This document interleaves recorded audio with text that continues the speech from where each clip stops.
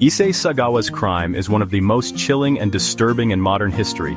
A murder and act of cannibalism so brazen, so unfathomable, it still haunts all who hear it.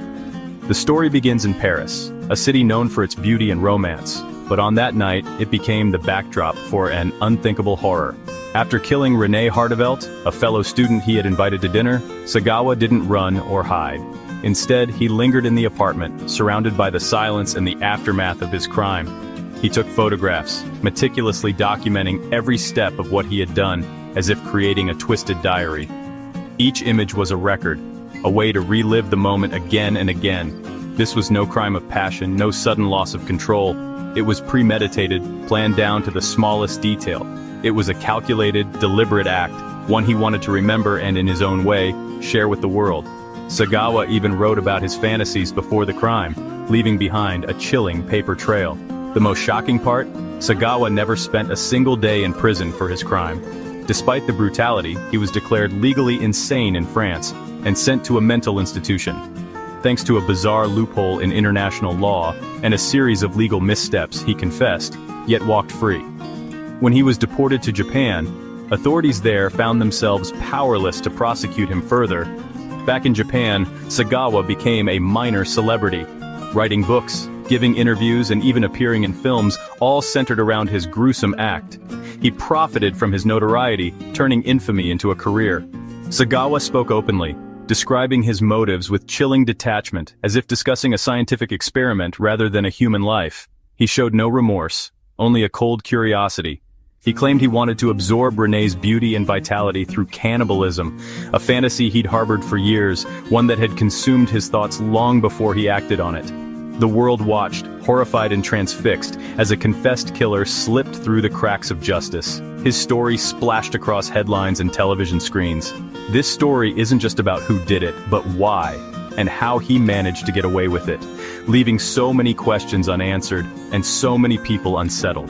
The case of Issei Sagawa forces us to confront the darkest corners of human nature, and to ask ourselves, what happens when justice fails, and evil walks free among us? Who was Issei Sagawa before Paris? What shaped the man who would later become infamous around the world? Born in Kobe, Japan in 1949, Issei was a frail, sickly child, often confined indoors by illness. He was small for his age, and the world seemed to tower over him, leaving him feeling insignificant and powerless. His family was wealthy and powerful, his father a prominent businessman, but privilege couldn't buy him confidence or acceptance among his peers. Despite the comforts of his home, Issei felt isolated, a stranger in his own skin. Issei retreated into books and dark fantasies, spending hours alone, his imagination running wild. He became obsessed with stories of power and dominance, feeling like an outsider in every room he entered. As a university student, his obsessions grew more intense. He fixated on tall, healthy Western women, seeing in them everything he was not: strength, confidence, and freedom. His fantasies, once private, began to turn predatory and dangerous. He even broke into a woman's apartment, intent on cannibalism, but fled in panic when discovered. This was not a one-time impulse, but a sign of a growing compulsion he could no longer control. His father's influence and wealth kept him out of legal trouble, shielding him from consequences and emboldening him further. The boundaries between fantasy and reality blurred. Outwardly, he was quiet, intelligent, and unassuming, a model student. But inside, a monstrous desire was growing, hidden beneath a mask of normalcy. He earned a master's in English literature, impressing professors and classmates alike. Yet his true education was in secrecy, obsession, and the darkness he nursed alone. The stage was set for tragedy, one that would unfold far from home in a city that promised anonymity and new opportunities. Sagawa's path to infamy was paved long before he set foot in Paris. The seeds of horror had already taken root, waiting for the right moment to bloom. In 1981, Issei Sagawa moved to Paris to study at the prestigious Sorbonne University, a dream destination for countless aspiring scholars. For most, Paris is a city of inspiration, romance, and endless possibility. But for Sagawa, it became something far more sinister, a hunting ground, where his darkest desires could hide in plain sight. The city's vibrant streets were filled with the women who populated his most disturbing fantasies, each one a reminder of the obsession that consumed him. At just 4'11", Sagawa was almost invisible, easily blending into the bustling crowds. He wandered the boulevards and narrow alleys, free to observe, to plan, and to wait for the right moment. It was here that he met Renee Hartevelt, a bright, kind Dutch student. She was everything he admired: intelligent, compassionate, and full of life. To Sagawa, she embodied everything he both longed for and coveted. Under the guise of academic collaboration, he befriended her, inviting her to his small apartment for dinners and late-night study sessions. Their friendship seemed genuine, built on shared interests and intellectual curiosity. Renee saw only a lonely classmate, someone who needed a friend in a foreign city. She had no idea of the darkness lurking beneath his quiet demeanor. Their conversations seemed perfectly normal, discussing poetry, coursework, and the excitement of life in Paris. To anyone watching, they were just two students enjoying each other's company. Sagawa was patient, methodically gaining her trust, always careful to keep his true intentions hidden behind a mask of politeness and reserve.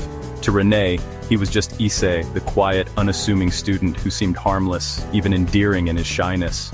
She could never have imagined the horror he was planning, or the danger that was slowly closing in around her.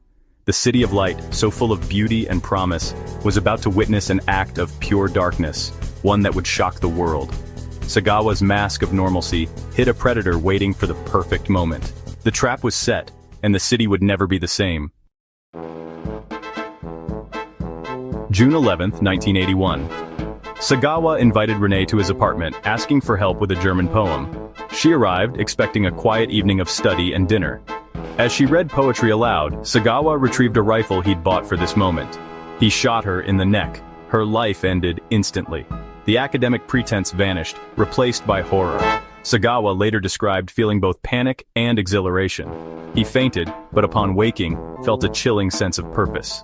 He began the gruesome task he'd fantasized about for years.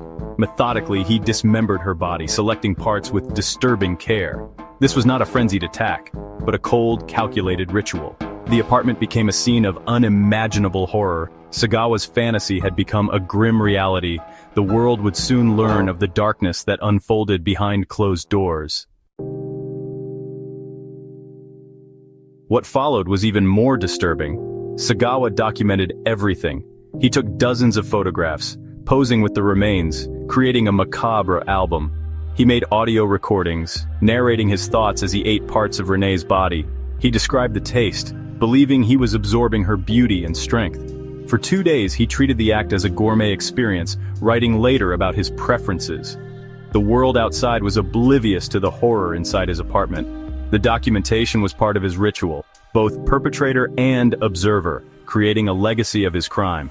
These records would become irrefutable evidence. Sagawa wasn't just committing a crime, he was immortalizing it. Eventually, reality set in. Sagawa had to dispose of the remains.